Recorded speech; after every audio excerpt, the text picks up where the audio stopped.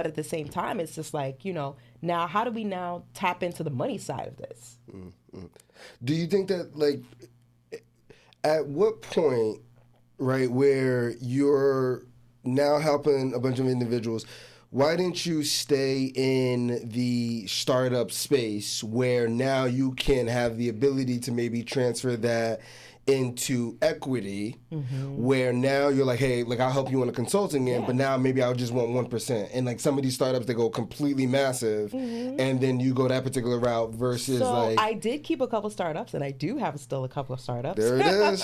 There it is. That I do have equity plays on, which I've been growing and building with them, for a few years now, and we're making those strides to do that.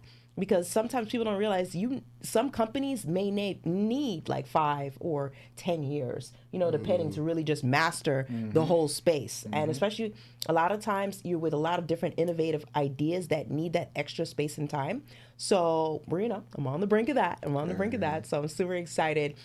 But that's why I didn't, completely just leave the space. But meaning like and it's also time consuming. People have a lot of change, especially dealing with business owners, Right.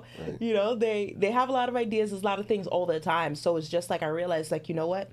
I think that my passion more lies, not only, I'll do that later once I, scale to the level that I want to have my brand, and then I'll just add that as an extension, but it hasn't completely died off yet. Did you focus on like specific startups, like a specific niche, a specific category? No, just people with that. A lot of times, some had existing companies. I've worked with nonprofits, lipstick, makeup brands, people with those kinds of ideas, people with restaurant concepts. A lot of people came to me with a lot of out-of-the-box concepts of things, and it's like how to get that going, and, just giving them the beginning stages. Because, again, it's in the hands of the entrepreneur. I can only lead you to the water. I can't make you drink. This is very true. Yeah. This is very true. And unfortunately, I'm pretty sure you recognize that with clients. So I can only imagine a whirlwind of personalities and just business goals, desires, passions, and you're trying to align and make sure that everybody's staying on the same path, essentially.